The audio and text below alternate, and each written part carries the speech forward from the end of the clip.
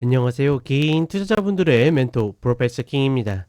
자, 6월 10일 기술적 분석의 좀 모닝 브리핑 출발해 보도록 하겠습니다. 자, 이제부터는 8월 중순까지 휴일이 없네요.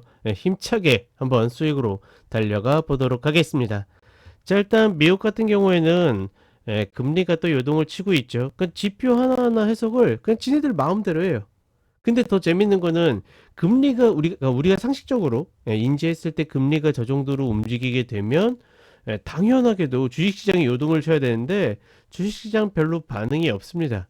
즉 뭐냐면 지금 이제 상승하고 있는 그러니까 좋은 시세를 보여주고 있는 AI 반도체 이쪽은 그러니까 우린 경기랑 무관하다. 우리 자체 펀더멘탈이 워낙 탄탄하다라는 것을 어떻게 보면 과시하고 있는 것이고 통상적으로 우리가 그러니까 기존의 어떤 경제학적 상식에 의해서는 금리 변동에 따른 어떤 시장의 변화가 있어야 되는데 냉정하게는 금리가 4% 5%를 찍었는데 최고가를 계속 갱신하고 있잖아요. 이것만 봐도 우리가 전반적으로 그러니까 지금 시장을 그냥 편안하게 그러니까 정상적으로 그렇게 인지하기 어렵다라고 그렇게 볼 수 있는 거겠죠. 이 정도 부분은 적어도 이제 우리 방송 보시는 가족분들은 이해하고 계셔야 되지 않았을까라고 생각을 하고 있고, 결국은 주식시장은 무언가를 선반영한다라고 이야기를 하잖아요. 그쵸? 뭐 경기 사이클을 선반영한다 뭐 한다. 미국 시장을 보게 되면 산업의 미래를 선반영하고 있다. 근데 지금 보게 되면 우리가 장기적으로 우상향한다라고 생각을 하잖아요. 그러니까 실제로도 그렇게 나오고 있고, 그 이야기는 뭐냐면 이 상승을 이끌 때마다 주도 산업이 계속 굉장히 어떻게 보면 액티브하게 다이나믹하게 바뀌고 있기 때문에 이런 흐름들이 계속 반복되고, 말 그대로 선진국 초선진국 증시임에도 불구하고 계속 시가총액 상위 종목이 바뀌는 그런 어떤 역사적인 일들이 벌어지지 않고 있는가, 저는 일단 그렇게 생각을 합니다. 따라서 지금의 지수는 경기의 사이클을 선반영한다라는 개념보다는 말 그대로 산업의 성장성을 반영하고 있다, 이렇게 봐야 될 것 같고, 그렇다 보니까 냉정하게는 그러니까 TF 같은 경우는 당연히 금리에 따라 움직이는 거니까 그런 종목들이 민감한 거지, 금리의 움직임이 경기 사이클에 영향을 주면서 주식시장에 그렇게 큰 영향을 미친다? 제가 봤을 땐 그렇지 않다. 그게 만약에 상식적으로 맞다라 그러면 미국 시장이 저런 식으로 사이클이 움직이는 게 아니라 적어도 우리나라처럼 움직이겠죠. 그렇죠? 뭐 우리나라가 정상이고 쟤네가 비정상이다, 이 개념이 아니라 그냥 주식시장의 개념 자체가 저렇게 바뀌어 있는데 우리가 이제 어줍잖은 그런 경제 상식, 그런 경제 배움으로 그렇게 자꾸 시장을 바라보는 것이 아닐까, 그런 생각이 요즘에 좀 들고 있습니다. 그런 부분들 참고하시면 되겠고, 다른 거 없이 쟤네는 뭐라고요? 제가 명확하게 찍어드렸죠. 전고가 깨지지 않는 이상은 우리가 뭐 쟤네가 약하다 뭐하다 왈가왈부할 필요 없다. 다시 한번 이야기를 해드리겠습니다. 자, 그리고 한국시장 오게 되면 이번 주가 6월 동시육 만기입니다. 주식 선물, 지수 선물, 그다음에 주식 옵션, 지수 옵션 해서 뭐 쿼터러블 위칭데이 뭐 이렇게 얘기하는데, 뭐 예전만큼 그렇게 큰 변화를 갖고 있지는 않습니다. 더군다나 최근에 계속 강조하는 것 중에 하나가 뭐죠? 시장에 얘네들이 포지션이 별로 없어요. 다들 그냥 잘 모르는 것 같습니다. 당일 움직이고 생각보다 하락이 클 때, 그러니까 제가 계속 매수를 외칠 때마다 얘네들이 뭐냐면 혹시나 깨질까봐 해지 물량이 매도로 들어오는 정도, 그 정도이지 지금 시장은 위로든 아래로든 별로 없다. 따라서 이번 주 목요일이 만기인데 그 목요일, 그쵸? 목요일 기준으로 해가지고 만약에 이렇게 올라간다 그러면 빠질 거고, 이렇게 빠진다 그러면 올라갈 건데 제가 봤을 때 별로 그래 보이지도 않거든요.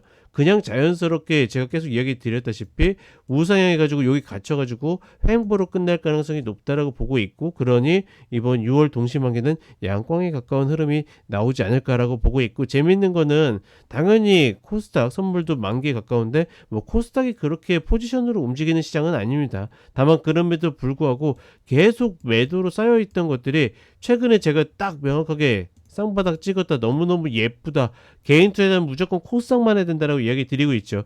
그 흐름을 만들고 나서 얘네들이 계속 환매수가 들어오고 있어요. 그런 것들을 봤을 때는 어떤 2차 전지의 반등도 일시적인 흐름이라기보다는 어찌 됐거나 추세 전환 잡아 가지고 움직이는 흐름들이 나오지 않을까 이렇게 판단을 하고 있습니다. 제가 이전에도 이야기 드렸던 것처럼 이번에 그 유튜브 멤버십 오픈하고 첫 추천주로 에코프로와 에코프로 BM을 이야기 드렸는데 좋은 흐름을 나오고 있어 가지고 굉장히 만족스럽고, 그러니까 전체적으로 계속 누차 이야기 드리지만 최소 3년, 길면 그러니까 못해도 5년, 이 구간 동안은 2차 전지만 때려잡아도 우리가 원하는 수익률을 어느 정도 채울 가능성이 높다. 그러니까 물론 이제 괴로운 구간들이 있겠죠. 이번처럼 언더슈팅, 저도 언더슈팅 나올 줄 몰랐어요. 20만 원이 깨진다? 그거는 솔직히 저는 예측 못했습니다. 다만 무조건 알고 있는 거예요. 어디 찍든지 21만 원 위로 올라온다.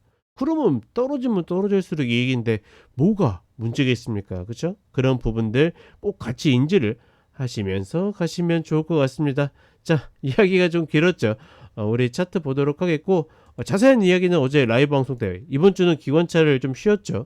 왜냐면 똑같은 말 계속 하게 되면 아무리 좋은 말도 그냥 이제 진부하게 느껴질 때가 있습니다. 그래서 좀 패스를 했고, 유튜브 라이브 방송 라디오 듣듯이 참고하시면, 혹시 안 오신 분들은 참고하시면 좋을 것 같습니다. 간단하게 차트 체크하도록 하겠습니다.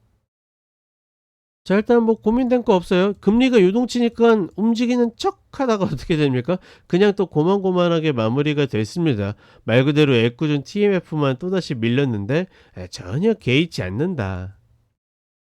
미국 시장은 뭐다? 이 전고가 깨지기 전까지는 벌써 20평이 이제 훌쩍 넘어왔네요. 이런 거 보면 이제 요런 갭 자리들 깨지는 것도 조금 중요할 수 있는데, 뭐 우리가 지금 얘네들을 한 땀 한 땀 쫓아가는 건 아니니까 그냥 읽는 정도로만. 근데 만약에 얘네 여기서 계속 버텨서 이 120평이 올라와서 요렇게 만들어지면 이런 자리들은 굉장히 중요할 수 있습니다. 그러면 시계열상으로 봤을 때 제가 계산을 한번 돌려봐야 될 것 같은데, 그러면 제가 조정을 전체적으로 예상하는 8월, 그쵸? 이 구간에 같이 맞물릴 가능성도 있지 않겠는가.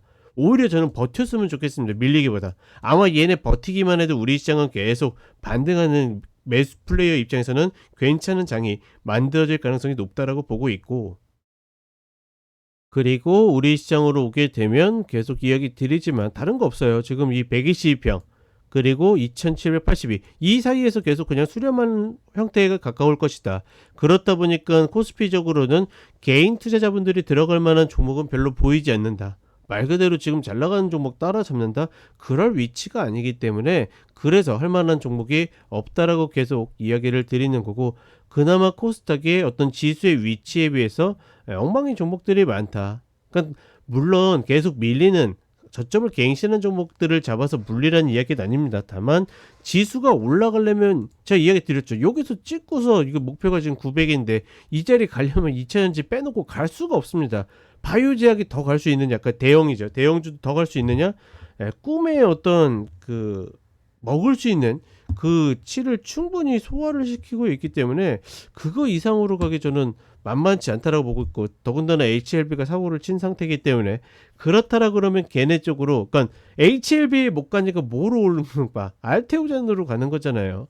그러니까 지네들끼리 조금 나눠 먹을 수는 있어도 쟤네들이 더 움직이기는 만만치 않을 가능성이 높고, 그렇다라고 해서 지금 살짝 꺾여 있는 반도체 장비 뭐 이런 쪽으로 가기도 어렵고, 그러면 결국은 이 그 코스닥에서 가장 비중을 잘 차지하고 있는 2차 전지가 저렇게 움직일 가능성이 높고, 더군다나 이번 달 말이면 이제 BM의 코스피 이전의 스케줄이 잡히겠죠. 그러면 말 그대로 지난번에 그 포스코, 그쵸? 포스코 뭐였죠? 갑자기 생각이, 포스코 DX 갔을 때처럼 그렇게 좀 움직이는 막판 흐름이 나오지 않을까. 그런 부분에 있어서는 6월도 그렇게 나쁘진 않을 것이다. 다만 이제 혹시나 만기 전에 움직이는 쪽에 있으면 그 반대 방향으로 움직일 가능성이 높다. 그 정도로만 인지하시면 될 것 같습니다.